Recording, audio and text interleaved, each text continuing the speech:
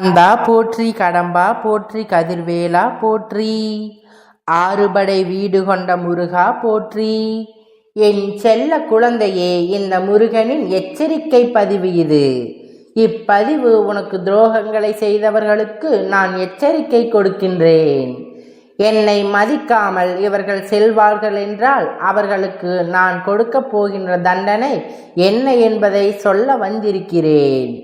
உன் அப்பன் எப்பொழுதும் உனக்கு காவலாக நின்று கொண்டிருக்கிறேன். நம்பிக்கையோடு உனக்கான இரவு உறக்கத்தை நீ நிம்மதியாக எப்பொழுதும் எடுத்துக்கொள்ள வேண்டும். என்ன நடந்தாலும் இந்த வாழ்க்கையில் எல்லாம் சரியாகும். அதை சரியாக்கி கொடுக்க நான் இருக்கின்றேன் என்பதை நீ எப்பொழுதும் மறந்துவிடாதே. என் தங்க பிள்ளையே, எத்தனையோ கஷ்டங்களுக்கு மத்தியில் உன்னை காப்பாற்றி இந்த நிலையில் வைத்திருக்கின்ற உன் அப்பன் முருகனின் இன்னும் உன் வாழ்க்கையில் நடக்கக்கூடிய விஷயங்கள் எப்படி செய்ய வேண்டும், என்ன செய்ய வேண்டும் என்பது தெரியும். அதனால் எதையும் நினைத்து நீ வருந்தி உன்னுடைய மனதை கெடுத்து கொள்ளாதே. நான் உனக்கு அதனை சரி செய்து கொடுக்கின்றேன். துரோகிகளை நினைத்து எல்லாம் நீ கவலைப்பட்ட காலம் போதும். அவர்களுக்கு ஏழ்மைகளை கொடுக்கக்கூடிய காலகட்டம் வந்துவிட்டது. எல்லோரையும் எளிதாக கண்டித்து விட முடியாது. அவர்களுக்கு என்று சில வாய்ப்புகளை இந்த அப்பன் எப்பொழுதுமே கொடுக்கத்தான் செய்வேன். அதுபோலத்தான் சில காலமாக உனக்கு துரோகங்களை செய்து கொண்டிருந்தவருக்கு நான் வாய்ப்புகளை கொடுத்திருந்தேன். துரோகிக்கு இந்த அப்பன் நல்ல வாய்ப்பினை கொடுக்கும் பொழுது அவன் தவறி விட்டுவிட்டால் அதன் பிறகு அவன் வாழ்நாளில் மறக்க முடியாத தண்டனையை கொடுக்கப் போகிறேன். இந்த வாய்ப்பினை இவர்கள் சரியாக பயன்படுத்தி கொண்டால் தப்பித்து கொள்வார்கள்.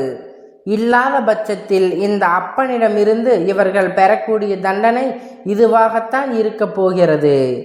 இது என்னவென்று தெரிந்தால் என் குழந்தையை நீ நினைத்து நிச்சயமாக மனமகிழ்ச்சி அடைவாய். ஏனென்றால் அந்த அளவிற்கு அவர்களால் உனக்கு சோதனைகள் நடந்திருக்கின்றது. எந்த அளவிற்கு என் பிள்ளை வாழ்க்கையில் கஷ்டங்களை அனுபவித்திருந்தாலும் இவர்களுக்கு இந்த தண்டனை தேவைதான் என்று நீ நினைக்கின்றாய் அளவிற்கு அவர்கள் உன் வாழ்க்கையில் நடத்தி கொண்டிருந்திருக்கிறார். பொதுவாக தனக்கு கஷ்டங்களை கொடுத்தவர்களுக்கு கூட நல்லது மட்டுமே செய்ய வேண்டும் என்று நினைக்கின்ற என் பிள்ளை நீ. இப்பொழுது அப்பன் சொல்லும் பொழுது, அப்பா நீங்கள் இந்த தண்டனையை அவர்களுக்கு நிச்சயமாக கொடுக்க வேண்டுமா என்று சொல்கிறாய். ஏனென்றால் அவர்களால் நீ பட்ட வேதனை என்பதை உன் அப்பனால் புரிந்து கொள்ள முடியும். என் குழந்தையே, எல்லாம் கடந்து போகும் என்பதை விட இனி எல்லாம் உனக்கு நீ பறந்து போகும்.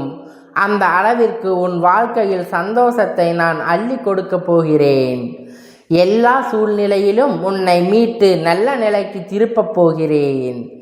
இந்த முருகனின் உன்னை தேடி வந்து உன் வாழ்க்கை உனக்கு மீட்டு கொடுக்கத்தான் போகிறேன். உனக்கு எந்த ஒரு சந்தோஷமும் வேண்டும் குழந்தையே. எத்தனையோ காலம் நீ இந்த அப்பனை நம்பி உன் வாழ்க்கையை கடந்து விட்டாய். நீ கடந்து வந்து நான் எப்படி உனக்கு எல்லா விஷயத்தையும் நம்பி கொடுத்து மன வலிமையை கொடுத்து உன்னை நான் உனக்காக எப்பொழுதுமே உன் வீட்டில் காவலுக்கு நின்று கொண்டிருக்கிறேன். உன்னை மட்டுமல்ல உன் குடும்பத்தையும் காவலாக இருந்து நான் பார்த்து கொண்டே இருக்கிறேன். தற்காலிகமானதுதான். இடையில் உனக்கு சிறு சிறு துன்பங்கள் வந்தாலும் அது எல்லாம் இடையிடையே உனக்கு சிறு சிறு துன்பங்கள் வந்தாலும் அதற்காக நீ வருத்தப்படாதே. அவையெல்லாம் நிரந்தரமானது அல்ல. இது எல்லாம் உனக்கு இந்த கந்தன் கொடுக்கின்ற சோதனைகள் தான். இந்த சோதனைகள் எல்லாம் உன்னுடைய மன வலிமையை அதிகரித்து வாழ்க்கையில் எந்த நிலையிலும் எளிதாக கடந்து செல்ல உன்னை வலுவைத்து கொண்டிருக்கிறேன். எனவே இந்த கந்தனை மட்டும் நம்பியிரு. உனக்கான அனைத்தும் நல்லதாகவே நடக்கும். நல்ல விஷயங்களுக்கு சரியான நேரத்தில் நடந்தே தீரும். எத்தனையோ தீய சக்திகள் உன் வாழ்க்கையில் வந்து சென்று விட்டது. எத்தனையோ பெரிய பெரிய சக்திகள் எல்லாம் குமரன் அடித்து விரட்டிவிட பெரிய சக்திகளால் வந்துவிடப் போவதில்லை. வரவும் முடியாது. இதற்கு மேல் உன் வாழ்க்கையில் வருகின்ற ஒரு சக்தியாக இருக்கும். அது நிச்சயமாக நல்ல சக்தியாக மட்டுமே இருக்கும். இந்த தீய சக்திகளும் உன்னை நெருங்காது. வண்ணம் மிகப்பெரிய பாதுகாப்பு வளையத்தை உன் வாழ்க்கையில் நான் போட்டு வைத்திருக்கிறேன். அதனால் எதற்கும் கவங்காமல் நல்ல மாற்றத்தை கொடுக்கும் என்பதை நம்பிக்கை கொண்டு காத்திருக்கும் என் பிள்ளையே.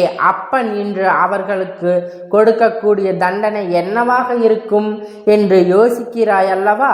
இப்பொழுது நான் உனக்கு சொல்கிறேன், கவனமாக கேள் என் குழந்தையே.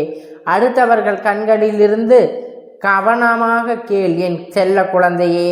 அடுத்தவர்கள் கண்களிலிருந்து எப்பொழுதும் ஒரு துளி தண்ணீர் வந்தால் கூட அழுவதற்கு நாம் காரணமாகத்தான் இருக்க வேண்டும். அவர்களின் கண்ணீருக்கு நாம் எப்பொழுதும் பதில் சொல்லவே வேண்டும். இன்னொருவர் கஷ்டத்திற்கு தன்னுடைய சந்தோஷத்தை முழுமையாக காண்பவர்கள் எப்பொழுதும் மற்றவர்கள் வாழ்க்கையின் கலகத்தை உண்டாக்குபவர்கள்தான். ஒருவர் கஷ்டத்தில் இருக்கும் பொழுது நாம் சிரிப்பது தவறல்லவா? இது போன்ற தீய எண்ணங்களோடு இருக்கின்றவர்களுக்கு இந்த கந்தன் கொடுக்கின்ற தண்டனை என்ன தெரியுமா? எந்த சூழ்நிலையாகட்டும் இருந்தாலும் சரி, எப்பேற்பட்ட கஷ்டங்கள் இவர்களுக்கு வாழ்க்கையில் வந்தாலும் சரி, ஒரு நாளும் இவர்களுக்கு இந்த முருகனுடைய ஆசீர்வாதத்தை மட்டுமல்ல, எந்த தெய்வத்தின் ஆசீர்வாதத்தையும் இவர்களுக்கு கிடைக்க விடமாட்டேன். மாறாக வாழ்க்கையின் பிரச்சனைகள் வேதனைகளும் எந்த நாளும் அதில் தவிர்க்க முடியாத நிலை இவர்களுக்கு நிச்சயமாக வரும். இந்த நிலை தனக்கு வந்திருக்கிறது என்பது கூட தெரியாமல் அவர்கள் நிற்பார்கள். இனி நினைப்பார்கள், உன் திசை பக்கம் கூட திரும்ப எவ்வளவுதான் தெய்வங்களுக்கு பூஜைகள் செய்து எத்தனை கொட்டி கொடுத்தாலும் இவர்களுக்கு இந்த வித ஆசைகளும் கிடைத்து விடாது. புரிந்து கொள்ளுங்கள், ஒருவருக்கு இதைவிட மிக பெரிய தண்டனை வேறு எதுவும் இருக்க முடியாது. அவர்களின் வாழ்க்கையில் தொடர்ந்து நினைத்த விஷயங்கள் எதுவும் நடக்காமல் தடைபட்டு இருக்கும். மற்றவர்களுக்கு செய்ய நினைத்தார்களே, அதை நாம் செய்ய நினைத்த விஷயம் நம் வாழ்க்கையில் நடக்கிறதே என்று கொஞ்சம் கொஞ்சமாக புரிந்து கொள்ள தொடங்குவார்கள். அவர்களுக்கு இந்த வாய்ப்பானது என்றும் கொடுக்கப்பட்டது அல்ல. வாய்ப்புகள் கொடுக்கப்பட்டிருக்கும், அவர்கள் சரியாக பயன்படுத்தி கொள்ளவில்லை. மற்றவர்களுக்கு துன்பத்தை தரக்கூடாது என்று, வாழ்க்கையில் கெடுதல் நினைக்க கூடாது என்று அவர்களுக்கு இந்த முருகன் முயற்சி செய்து பார்த்தேன். ஆனால் என்னுடைய முயற்சி தோல்வியுற்றது. அவர்கள் சிந்திக்கின்றவற்றை அவற்றை வாழ்க்கையில் நடத்திவிட்டார்கள். அடுத்தவர்களை காயப்படுத்தி சந்தோஷம் அடைய வேண்டும் என்று மட்டும்தான் அவர்கள் நினைக்கின்றார்கள். இதற்கு மேலும் விட்டு வைப்பது தவறல்லவா? தெய்வங்கள் அவர்களுக்கு ஆசிகளை வழங்கும் என நினைப்பது தவறு. இனி எடுத்து வைக்கின்ற ஒவ்வொரு அடியும் சறுக்கல் காணப்போகிறார்கள் என்பதை நிச்சயமாக நீ காணப்போகிறாய். அவர்கள் செய்கின்ற தவறு என்னவென்று அவர்களால் புரிந்து கொள்ள முடியும் பொழுது தெரிந்து விட்டார்கள் என்றால் நிச்சயமாக நான் மன்னிப்பை கொடுப்பேன். அவர்கள் கண்டிப்பாக அதை உணர்ந்தால் உன் காலடியில் விழும். அவர்கள் திருந்தவில்லை என்றால் இனி இவர்களின் வாழ்க்கையில் நடக்கின்ற அத்தனை கஷ்டங்களும் தனியாக நின்று அனுபவிக்க வேண்டியது ஒன்றே.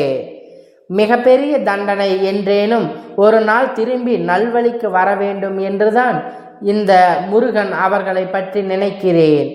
ஆனால் அந்த துரோகிகள் இது போன்ற வாய்ப்புகளை சரியாக பயன்படுத்தி கொள்ள தெரியவில்லை. நல்ல விஷயங்களை பற்றி மட்டும் உனக்கு நடப்புவது எல்லாம் நீ புரிந்து கொண்டால் இந்த வாழ்க்கை இனி உனக்கு தருவது எல்லாம் உன்னுடைய எதிர்காலத்திற்கான மனநிறைவான விஷயங்கள் என்பதை புரிந்து கொள்ள வேண்டும். உன் வீட்டில் இனி சுபிட்ச காரியங்கள் நடக்கப் போகிறது. தங்க பிள்ளையே, உன்னுடைய வீட்டில் நடக்கப் போகின்ற சுபிட்ச காரியங்கள் எந்த ஒரு சூழ்நிலையிலும் ஏற்றுக்கொள்ளாதீர்கள். துரோகிகளை அமைத்து விடாதே. அவர்களுக்கான தண்டனைகள் உன்னுடைய வார்த்தைகளில் இருக்கின்றது. எனவே என் தங்க பிள்ளையே, நான் என்றும் முன்னோடு இருப்பேன் என்பதை மட்டும் நீ மறந்து விடாதே. இந்த கந்தன் ஆசீர்வாதங்கள் மட்டுமல்ல, இந்த தெய்வத்தின் ஆசீர்வாதங்கள் அனைத்தும் என்றென்றைக்கும் உனக்கு முழுமையாக கிடைத்து கொண்டே இருக்கும். ஓம் கந்தா போற்றி, கடம்பா போற்றி, கதிர்வேலா போற்றி. ஆறுபடை வீடு கொண்ட முருகா போற்றி.